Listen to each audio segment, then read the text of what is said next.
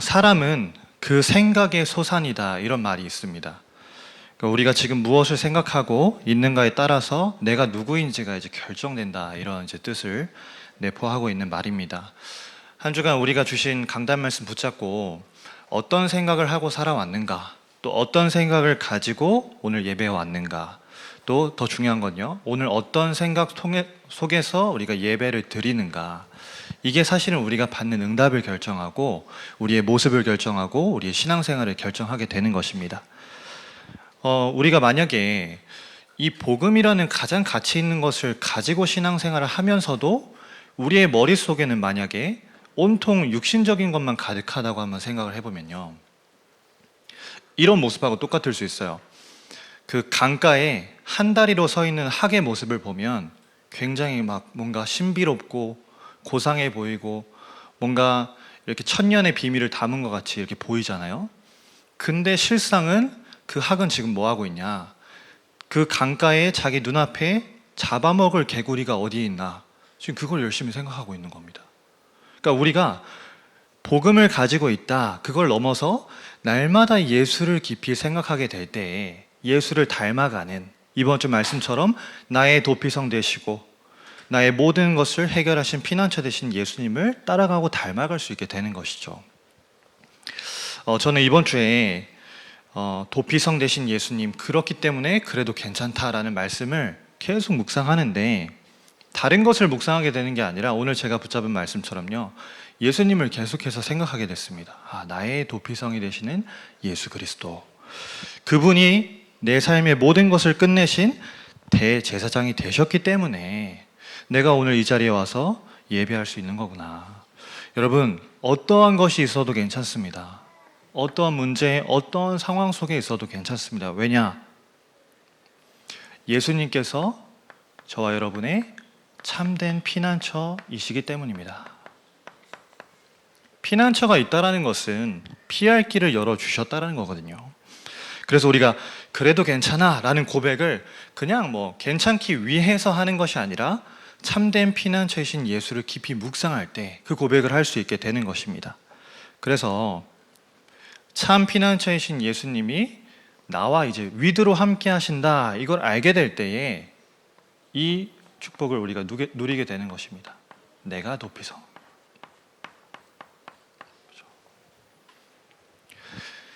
내가 도피성이라는 것은 하나님이 우리와 함께 하시는 것을 넘어서 하나님이 우리를요, 저와 여러분을 이런 존재로 부르셨다는 겁니다. 내가 복이죠. 어떤 복을 주셨냐? 세상이 줄 수 없는 복을 주셨습니다. 하나님의 형상으로 우리를 창조하셨어요. 근데 그것도 감사한데요, 흙으로 지음받은 하나님의 형상인 우리 인간에게 하나님의 것을 불어넣으셨다 했어요. 생기를 불어넣으시니 생명이 되니라. 그러면서 에덴에서 이제 모든 것을 다 정복하고 다스릴 수 있는, 또 하나님과 함께하는 가장 큰 복을 주신 것입니다. 그렇죠? 그런데 이 복이신 하나님이 내 안에 계시는데 그분이 어떤 분이시냐? 우리의 모든 생사 화복을 주관하시는 분이라는 거죠. 그래서 참 피난처이시다. 그럼 이 복을 내가 가지고 있구나, 이걸 아는 사람에게 받을 수 있도록 허락하신 것이 축복이다, 이렇게 말씀하셨습니다. 복을 아는 사람이 받은 것을 보고 축복이라 하는 거죠. 근데 우리가 이 복을 받았음에도 자꾸만 이 복을 놓치는 겁니다. 뭐 때문에요? 창세기 3장 사건 때문에. 그 사건 이후로 나 중심, 물질 중심, 성공 중심 되어서 철저하게 운명과 갈대아와 애굽에 붙잡혀 살게 된 겁니다. 내가 스스로 거기에서 빠져나올 수가 없어요. 그래서 하나님이, 내가 축복이라는 것은 무엇입니까? 거기에서 빠져나올 수 없는 나를 운명과 갈대아와 애굽에서 건져내신 것입니다. 그게 우리가 받은 축복이라는 것이죠. 그래서 이 복과 축복을 받은 우리를 이제는 그 복음을 가지고 다 살리는 행복으로 만들어 가시는 겁니다. 나를 통해서 개인과, 나를 통해서 가정과 가문을, 또 나를 통해서 지역과 민족을, 전 세계를 복음화하는 것이죠. 그래서 여러분, 우리가 이거를요, 노력으로 아니면 나의 열심으로 내가 가진 어떤 배경으로 받은 것이 아니잖아요. 하나님이 내가 복이고 축복이고 행복이라는 것을 은혜로 주셨습니다.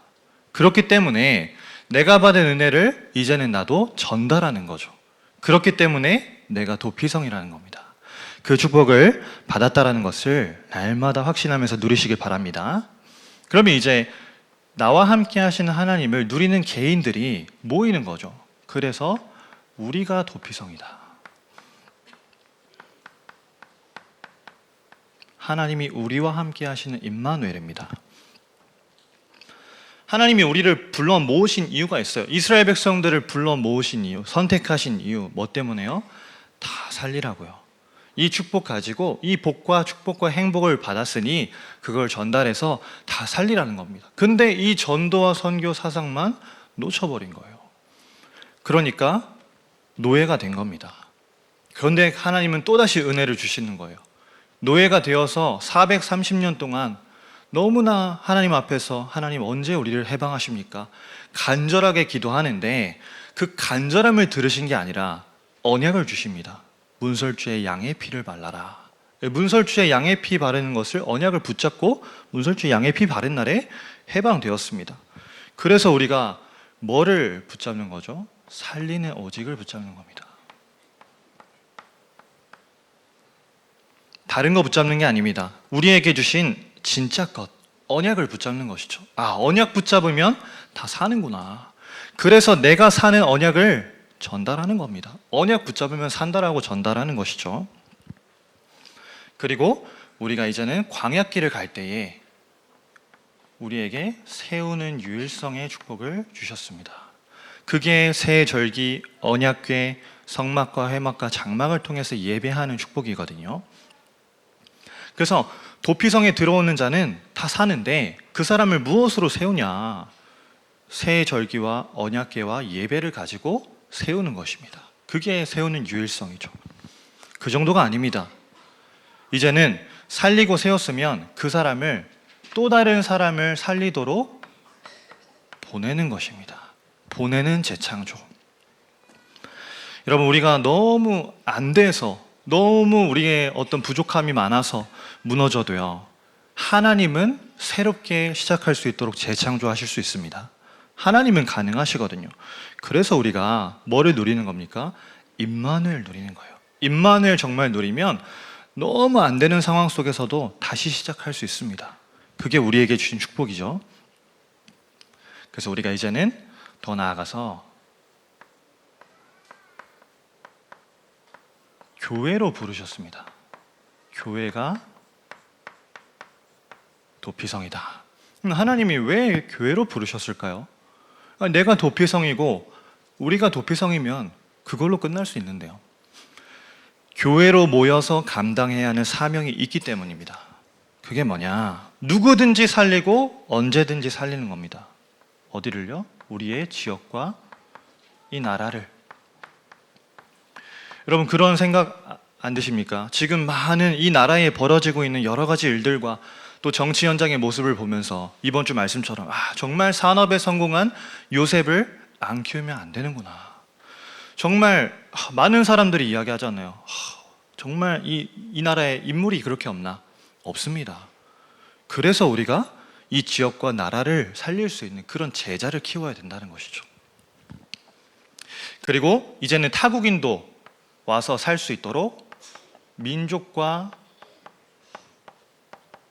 세계를 살리는 겁니다. 그래서 우리가 와 있는 다민족들, 너무나 중요한 우리 TCK들 살리겠다고 우리 지금 언어건벌 예배를 하고 한국어 교실을 하는 거거든요. 또 주신 방향이 그래, 이제는 민족과 세계를 살리는 저 중요한 현장에 가 계시는 선교사님들 살리는 것이다. 이런 방향을 주셨습니다. 교회가 도피성으로서 그 역할을 이제 감당하는 거죠. 그리고 가장 중요한 우리의 미래인 후대에 안 살리면 안 된다는 겁니다. 후대를 살려야 됩니다. 그렇죠?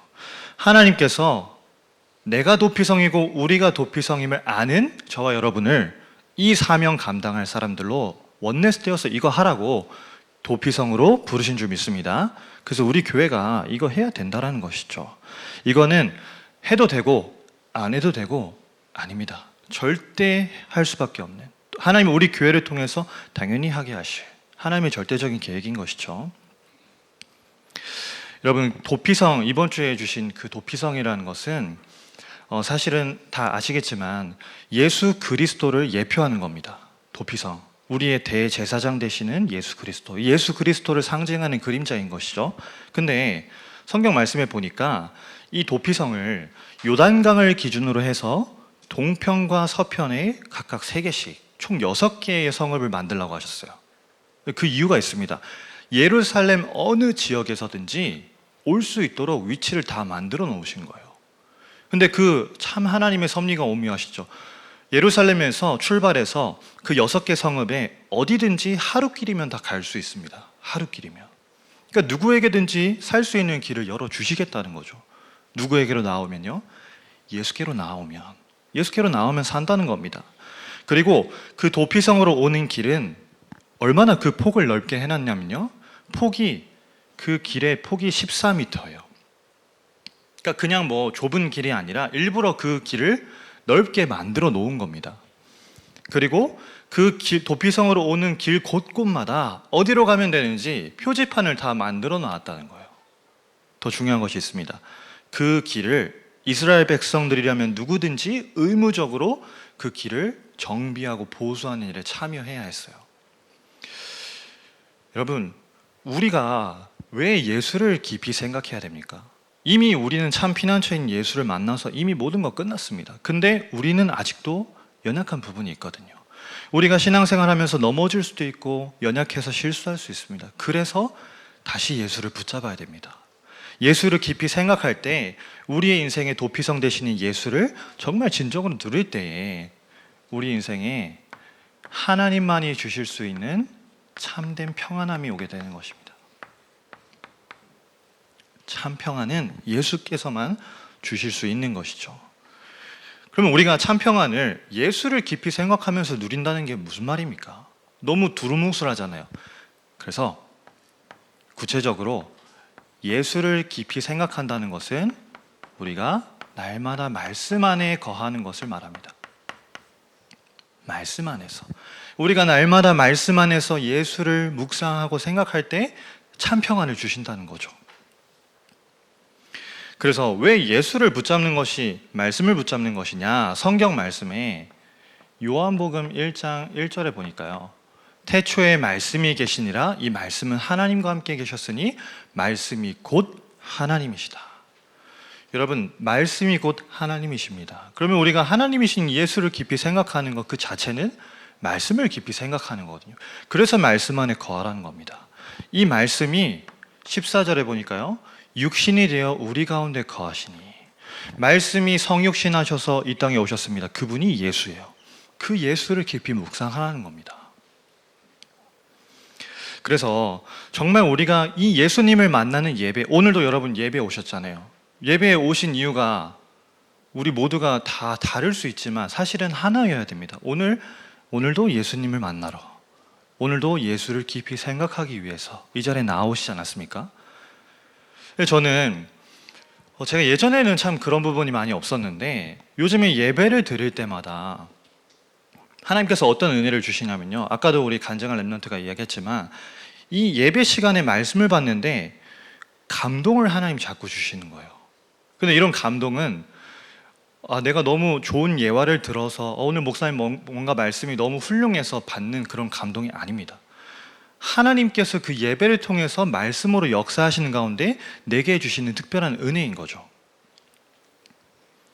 근데 이 말씀을 통해서 하나님의 임재하심과 이번 주 4부 때도 하나님께 소망을 두라, 주의 얼굴을 바라봐야 된다, 이런 말씀을 주셨는데 그거를 자꾸만 체험하게 하시는 거예요.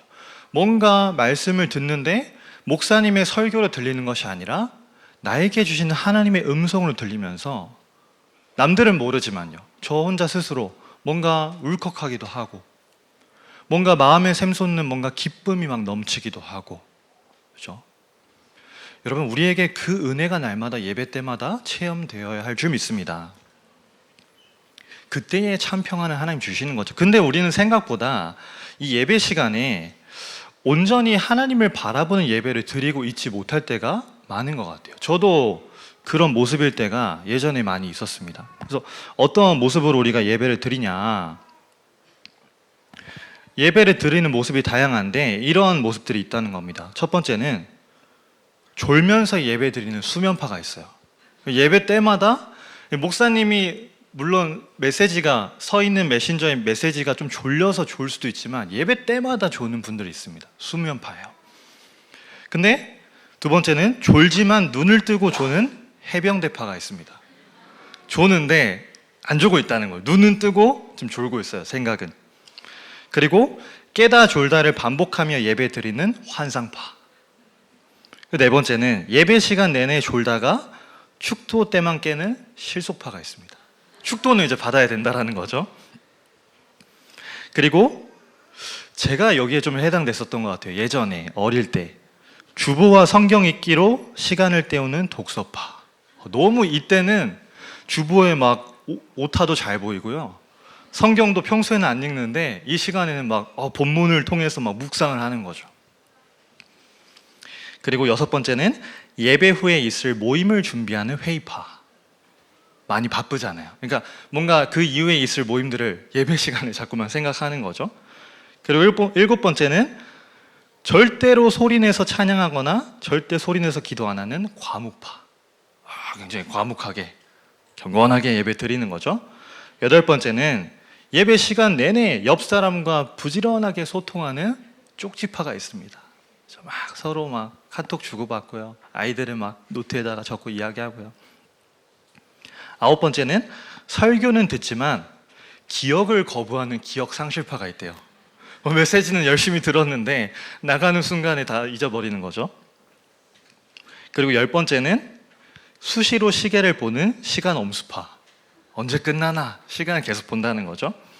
그리고 11번째는 옆 사람에게는 절대 눈길도 안 주는 냉랭파. 같이 축복합시다 하면요 그냥 앞만 보고 있는 거예요. 마지막 12번째, 설교 시간에 누가 조는지 확인하는 조교파.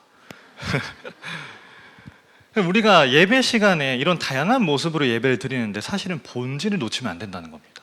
본질은 뭐죠? 오늘 우리에게 주시는 말씀입니다. 하나님 말씀을 붙잡아야 되는 것이죠. 그리고 그 말씀이 한 주간의 우리의 삶에 흐름을 통해서 주어집니다. 강단을 통해서, 그리고 공예배를 통해서, 그리고 지교회를 통해서, 구역을 통해서 그 말씀의 생수의 강이 계속해서 흘러가는 거예요. 그래서 우리가 이 흐름을 타야 된다는 겁니다. 흐름을 안 타면, 우리 다락방도 그렇잖아요. 잠깐만 흐름을 안 타면 요즘에 나오는 메시지를 딱 들었을 때 무슨 메시지냐 이해가 안 됩니다. 왜냐하면 계속해서 뭔가 새로운 것들이 나오기 때문에 흐름을 타야 되는 것이죠. 그래서 우리에게 말씀 안에서 참된 평안을 얻기 위해서 가장 중요한 가치로 딱 세팅되어야 하는 것이 바로 예배입니다. 그래서 여러분 너무 오늘 잘 오셨어요. 예배의 자리에 하나님께서 우리에게 주신 예배는요 우리 인생의 최고의 가치입니다. 가장 소중한 시간. 네, 제가 아까도 말씀드렸지만 여러 가지 모습 중에 저는 여기에도 해당됐어요. 수시로 시계를 보는 시간 엄수파. 언제 끝나나? 빨리 가서 뭐 해야 되는데? 빨리 끝나고 가서 쉬어야 되는데? 예배가 참된 쉼인 줄 모르고요. 그랬던 거죠. 여러분, 예배는 영어로 워십입니다. 근데 그 어원이 최고의 가치를 하나님께 둔다라는 뜻이래요. 우리가 오늘 예배하는 것은 그냥 와서 목사님 말씀만, 세우신 목회자를 통해서 주시는 설교만 듣고 가는 것이 아닙니다. 내 인생의 최고의 가치를 하나님께 두는 것이죠. 그런 응답이 저와 여러분의 것이 되기를 바랍니다. 그래서 우리는 환경과 상관없이 예배하는 겁니다. 도피성의 문은 누구에게나 열려 있었대요. 잠궈두지 않았답니다. 누구나 와서 문을 열면 들어올 수 있었어요. 여러분, 예배의 자리에 누구나 올 수 있습니다. 누구나 예배하기를 사모하는 마음만 있으면 올 수 있습니다. 예배하는 것이죠. 그 예배 속에서 말씀 안에서 우리가 참된 평안을 얻는 것입니다. 두 번째로, 그러면 그 받은 말씀을 가지고 우리가 이제 기도하는 것이죠.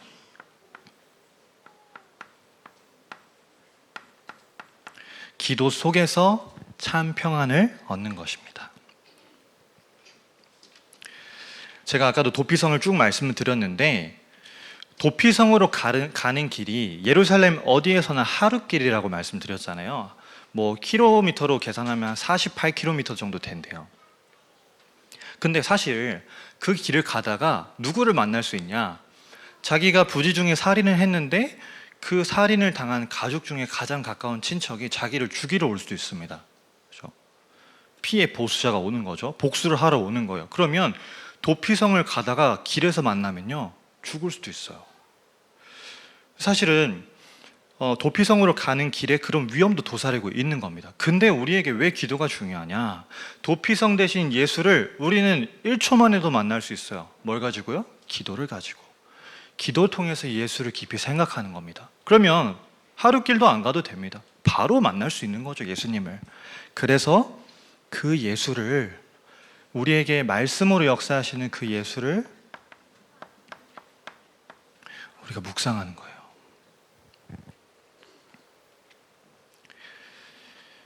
시편 1편 1절 2절에 제일 처음에 나오는 단어가 복 있는 사람은 이렇게 나옵니다. 복 있는 사람은 어떤 사람이냐? 2절에 여호와의 율법을 즐거워하며 그 율법을 주야로 묵상하는 자로다. 여러분, 우리가 복 받기 위해서 묵상하는 것이 아니죠. 그런데 묵상을 하면요, 하나님 우리에게 복을 주십니다. 복을 주신다기보다도 이걸 회복하게 하시는 거예요. 아, 내가 도피성이구나. 하나님이 나에게 이런 복과 축복과 행복을 주셨구나. 이걸 다시금 회복하게 되는 것이죠. 히브리서 12장 2절에도 믿음의 주요 또 온전케 하시는 이인 예수를 바라보자. 저는 그 앞에 있는 즐거움을 위하여 십자가를 참으사 부끄러움을 개의치 아니하시더니 하나님 보좌 우편에 앉으셨느니라. 믿음의 주이시고 우리를 온전하게 하시는, 우리에게 참 평안을 주시는 그 예수를 바라보라는 겁니다. 여러분, 예수를 바라보는 묵상의 행복을 날마다 누리시면 좋겠어요. 그래서 우리가 어디로 들어가는 겁니까? 그래서 또 듣는 말씀이 아니라 하루 한 번과 이 3번의 시간 속으로 계속 들어가는 겁니다. 혹시 여기 예배 드리시는 중에 나는 잘 안 되는데 이런 분도 있을 수 있겠죠. 괜찮습니다. 저도 잘 안 됩니다. 근데 도전하는 거예요. 왜냐? 이 묵상의 즐거움을 아는 사람은 도전할 수 있습니다. 내가 이거 하는 것이 참 이렇게 행복한 것인데 목사님 말씀하시는 것처럼 나도 되어지는 응답을 받아야겠다. 이런 영적인 욕심을 다 가지고 계속 도전하는 겁니다. 그래서 하루에 3번, 하루에 한 번이라는 기도를 통해서 우리가 뭐 하는 거냐면요, 저와 여러분의 마음에 기도의 불이 지펴지도록 자꾸만 스파크를 일으켜야 돼요.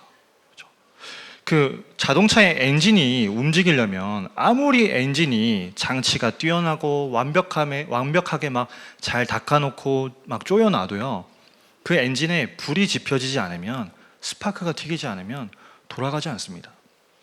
그러니까 우리가 아무리 뭔가 해보고자 해도, 제목을 완벽하게 붙잡아도 내 삶에 그 제목이 응답될 수 있는 기도에 불을 지피지 않으면, 그렇죠? 그거는 그냥 가만히 있는 거예요. 그래서 우리가 시작해야 됩니다. 의무적으로 이스라엘 백성들에게 그 대로를, 도피성으로 가는 그 길을 정비하게 하시고 보수하게 하셨던 것처럼 우리는 의무적으로 하나님께 나아가는 이 기도의 길을 계속 닦아야 되는 겁니다. 계속 보수해야 되는 거죠. 어떻게 해요? 기쁨으로 나아가는 길이 되도록. 의무를 지나서 정말 기쁨으로 나아가는 길이 되도록. 유광수 목사님이나 아니면 담임 목사님이나 기도를 이렇게 정말 되어지는 기도를 응답하고 계시는 분들의 기도에 대한 간증을 들으면 공통점이 있습니다. 뭐라고 표현하시냐? 의무적으로 처음에는 선배들을 통해서, 누구를 통해서 기도를 해야 된다는 걸 듣고 기도에 도전을 받아서 시작을 하셨는데, 그거를 계속해서 도전을 하다 보니까 이제는 너무 그게 행복하다. 그걸 왜 안 하는지 모르겠다 표현하실 만큼 그 기쁘다고 표현을 하시잖아요. 그러니까 처음에는 의무로 시작했습니다. 근데 의무를 지나서 그게 기쁨으로 나아가는 길이 된 것이죠. 그래서 기도에 대해서 패커라는 사람이 이렇게 책을 썼는데 부제가 이겁니다. 기도는 무엇이냐? 의무를 지나 기쁨에 이르는 길이다. 그래서 우리가 의무적으로 시작하는 겁니다. 뭐가 될 정도로요? 기쁨이 될 정도로. 정말 이게 되는 사람은 그때부터 하나님과 소통되기 시작하는 거죠. 때를 기다릴 수가 있는 겁니다. 제가 이번 주 수요일 날 그 권사님 차량 운행으로 이제 모시고 오는데, 이제 처서도 지났고 9월 들어섰는데도 아직 날씨가 많이 덥잖아요. 그래서 권사님 날씨가 아직 많이 덥네요, 이런 이야기를 이제 안부 인사차 건네드렸는데, 권사님 딱 하시는 말씀이 굉장히 저한테 딱 다가왔어요. 뭐라고 말씀하시냐? 곡식이 아직 익어야 되니까 아직 덥죠, 이러시는 거예요. 제가 굉장히 큰 깨달음을 얻었습니다. 9월 들어섰으니까 이제 가을이 와야 되니까 선선해지는 게 아니라 곡식이 더 익어야 되니까 아직 더운 거구나. 때가 있는 겁니다, 여러분. 근데 기도하는 사람이 그 때를 기다릴 수 있는 것이죠. 그래서 우리가 사실 이번 한 주간 동안에 우리에게 오는 많은 문제와 갈등, 사건, 근데 우리에게 그래도 괜찮아라는 고백이 언제 나왔는지를 한번 떠올려 보시면 좋겠어요. 그냥 내가 의무적으로 괜찮다라고 한 건지, 아니면 정말 그래도 괜찮아라고 나온 건지요. 여러분, 우리가 사람과의 갈등이 있을 때 내 힘으로 배려할 수 있습니다. 근데 어느 정도까지겠죠. 내 힘으로 그 사람을 뭔가 배려해주고 갈등이니까 넘어서자 초월하려고 하는 건 어느 정도까지는 가능하죠. 근데 한계가 있습니다. 제가 이제 대전 충청도에서 거의 이제 자라왔는데, 충청도 사람이잖아요. 대전 사람이잖아요. 근데 충청도의 이 화법은요, 아시는 분은 아시겠지만 굉장히 막 이렇게 꼬고 꼽니다. 근데 왜 그렇게 이제 돌려서 이야기하냐면, 나름 배려한다고 그렇게 하는 거예요. 배려한다고 이제 뭔가 해학적으로 이야기를 자꾸 하는 거죠. 그러니까 약간 이런 게 있는 겁니다.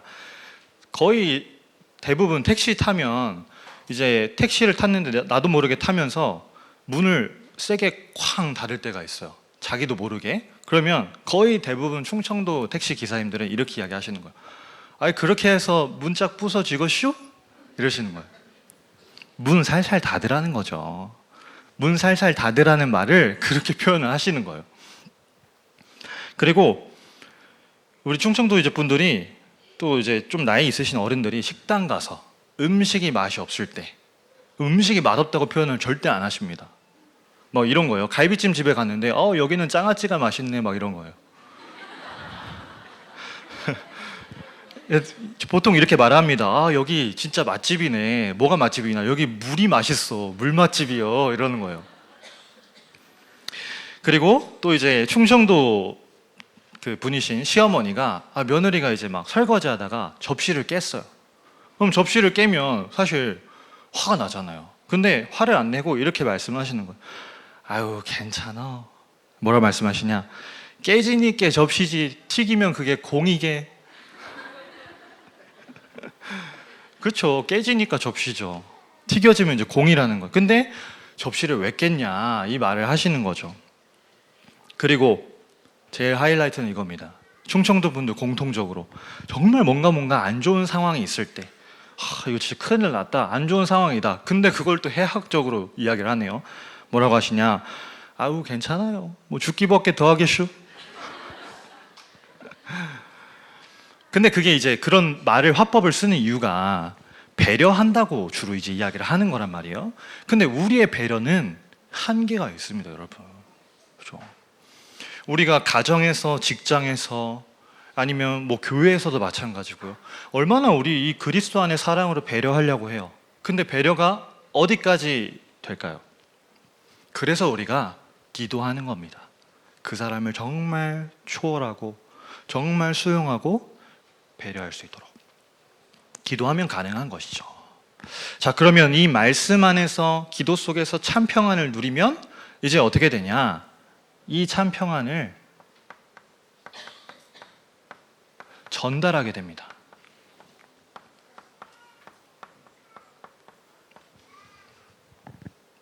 말씀 안에서 내가 누린, 기도 속에서 내가 응답받는 평안을 전달하게 되는 거죠. 저는 그 모습을 이번 주 지교의 메시지 산업에 성공한 요셉 통해서 요셉을 통해서 봤습니다. 아, 요셉은 정말 예수를 깊이 생각하는 위드 인만의 원네스 통해서 이걸 정말 누리고 전달한 사람이구나. 왜 그럴까요? 요셉은 일단 어떠한 만남이 주어지든 다 살렸어요. 우리의 상식으로 볼 때 요셉이 창세기 45장에 형들을 다시 만났을 때 1절에 보니까 그 정을 억제하지 못하여, 형들을 오랜만에 만나서 동생으로서 형을 만났다는 정이 막 나온 겁니다. 원수를 만난 거 아닌가요? 근데 만남이 다르게 보인 거예요. 왜요? 이걸 누리고 있었기 때문에. 그러면서 당신들이 나를 이곳에 팔았다고 해서 근심하지 마소서, 한탄하지 마소서, 하나님이 생명을 구원하시기 위해서 나를 먼저 보내신 겁니다 고백을 하잖아요. 만남을 살리는 겁니다. 그래서 우리가 이 말씀과 기도 속에서 참 평안을 누리고 있으면 내 주변 만남에게 답을 줄 수가 있는 거죠.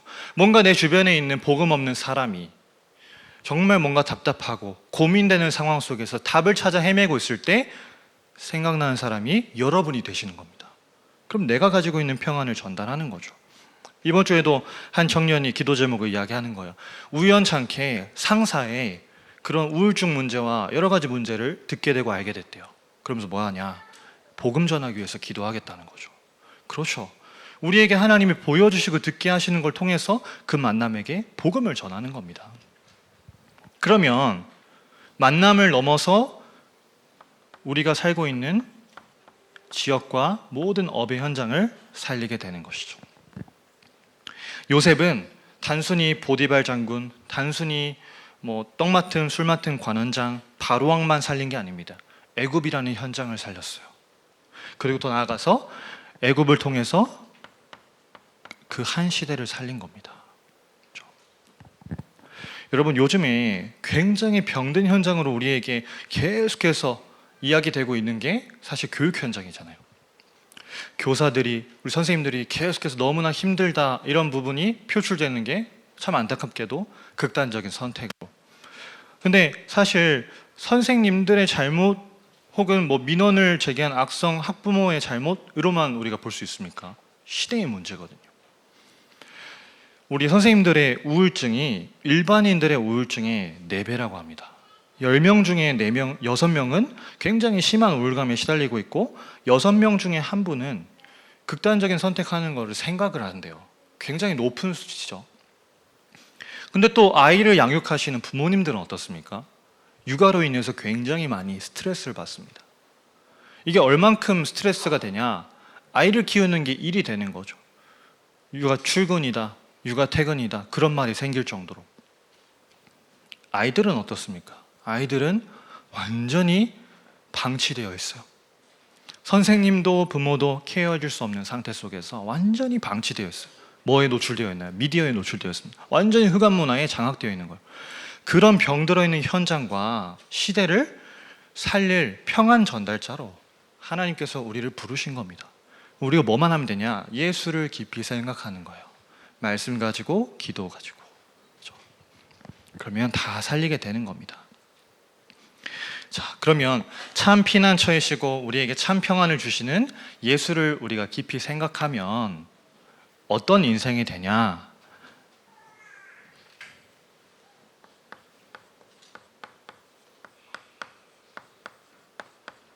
참 소망 있는 인생이 되는 것입니다. 희망이나 소망은 영어로 이야기하면 둘 다 hope잖아요. 그렇죠?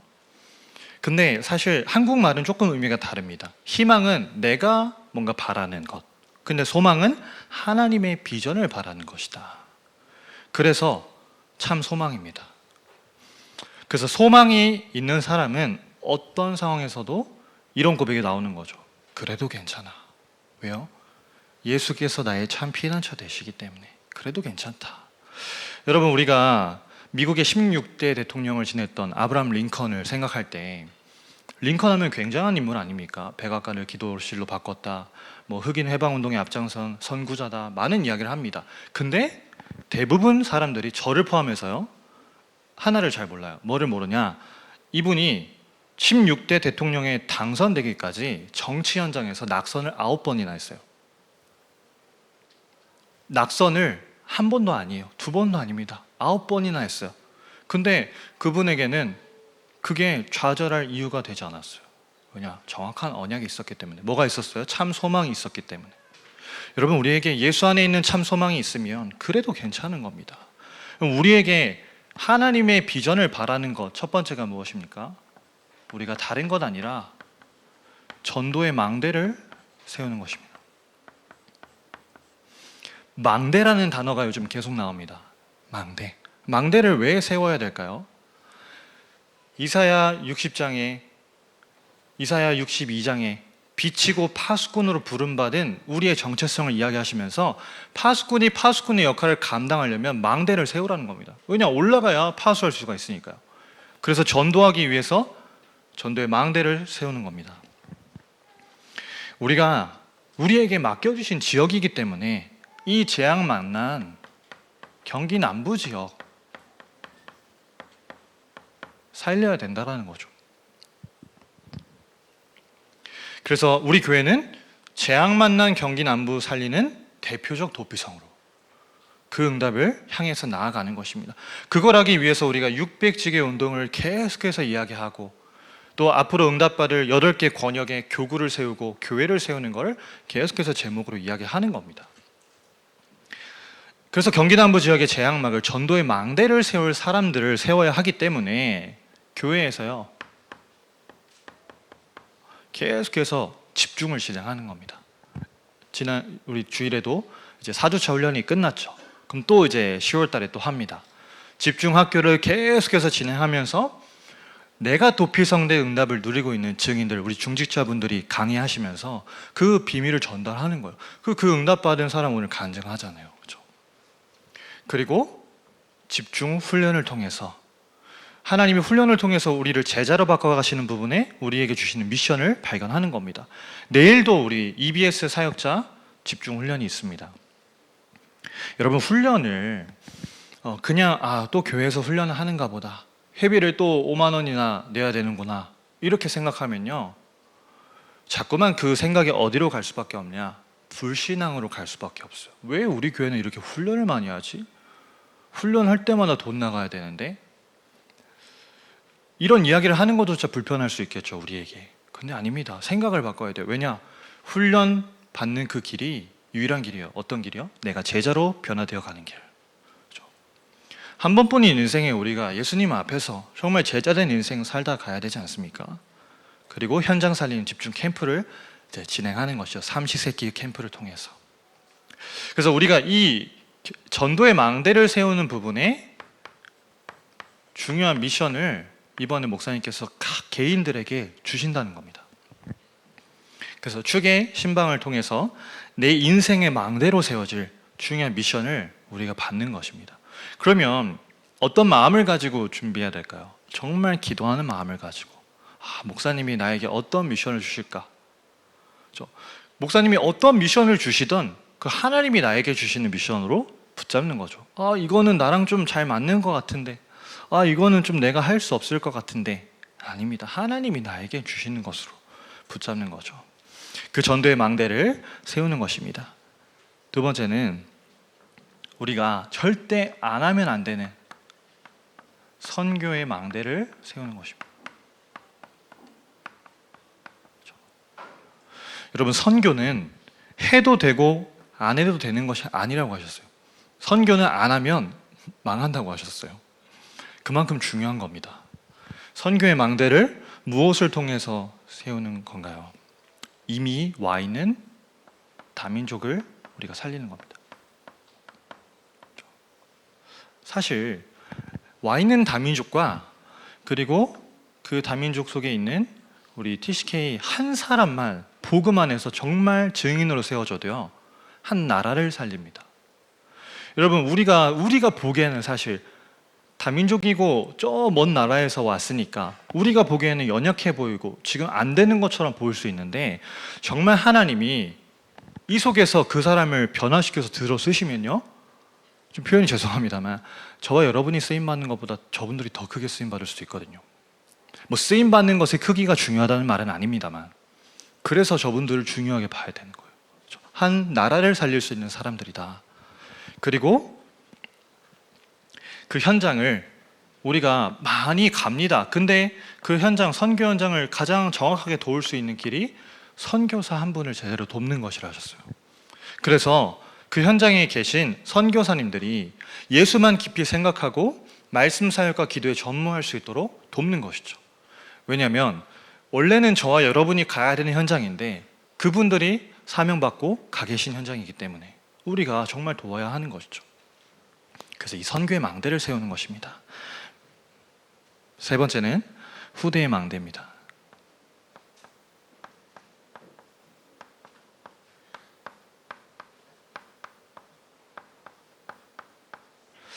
여러분, 우리가 세울 후대의 망대를 생각하실 때 아마 저와 같으시다고 생각을 합니다. 정말 뭔가 미래에 대한 정말 응답받을 것에 대한 소망이 있고, 우리 랩런트들이 커서 이런 응답을 받겠구나 생각하면 설렘이 있고요, 감사함이 넘치는 거죠.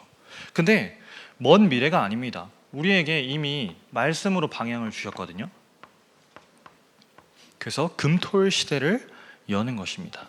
지난주 철야 때에 평일과 금요일과 토요일과 주일에 방향을 주셨습니다. 어떻게 준비하면 되는지, 어떻게 끌고 가면 되는지 방향을 주셨어요. 금토일 시대라는 단어 자체는 이 전도운동의 흐름 속에서 나왔지만 그거를 구체적으로 교회에 적용하는 중요한 메시지를 우리 교회에 주고 계신다. 여러분 감사하지 않습니까?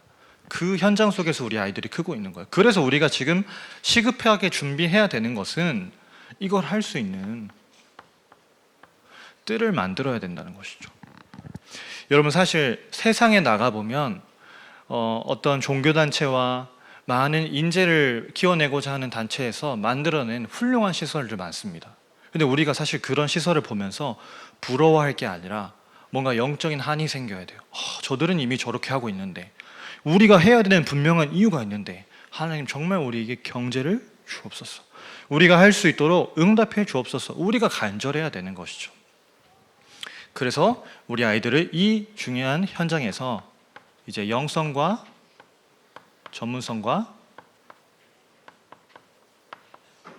인성 갖춘 그런 중요한 복음 대통령으로 키워내는 것입니다.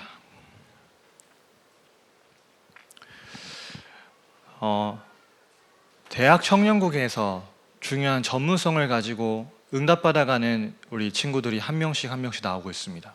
그러면 이제 중고등국에서 올라오는 친구들은 그 배가 되겠죠. 그럼 유소년국에서 올라오는 친구들은 그 배의 배가 되겠죠. 우리 태유축에서 올라오는 아이들은 전부가 되겠죠. 그런 미래를 좀 꿈꿔봅니다. 하나님께서 우리 안에 세워가실 후대의 망대. 그래서 여러분, 우리가 이 중요한 것을 두고 한 가지만 하면 됩니다. 뭐 하면 되냐면요, 예수를 깊이 생각하는 겁니다. 오늘 우리 주신 말씀 붙잡고 함께 기도하실 때에 다른 것 하지 않고 많은 제목들이 있습니다. 그러나 예수를 깊이 생각하는 겁니다. 내 안에 말씀으로 역사하시고 나의 참된 피난처 되시며 나에게 유일한 참평안을 주실 수 있는 그 예수를 깊이 생각하는 겁니다. 그러면 우리의 삶이 예수를 닮아가게 됩니다. 신앙생활은 제가 어릴 때 어른들이 그런 말씀하시는 걸 들었어요. 신앙생활을 어떻게 할 것이냐 이야기를 하시는데 이것도 정답이 될 수 있고 반대쪽도 정답이 될 수 있다고 생각합니다. 신앙생활을 짧고 굵게 해야 되냐? 짧고 굵게 하고 간 여러 인물들이 있습니다. 훌륭하게 쓰임받은. 아니면 신앙생활을 가늘고 길게 갈 것이냐? 양쪽 다 정답이 될 수 있겠죠. 근데 정말 중요한 거는 짧고 굵은 것도 아니고 가늘고 긴 것도 아닙니다. 뭐냐? 복음의 깊이와 넓이와 높이가 깊어지고 넓어지고 높아져야 됩니다. 그래서 우리가 로마서 15장 13절 말씀처럼요, 소망의 하나님이 모든 기쁨과 평강을 믿음 안에서 너희에게 충만하게 하사 성령의 능력으로 소망이 넘치게 하시기를 원하노라. 오늘 이 밤에 우리 허락하신 말씀 붙잡고 함께 찬양하며 기도할 때 예수를 깊이 생각하며 이런 응답을 풍성히 누리는 저와 여러분 되면 좋겠습니다. 우리 함께 찬양하겠습니다. 찬송가 542장입니다.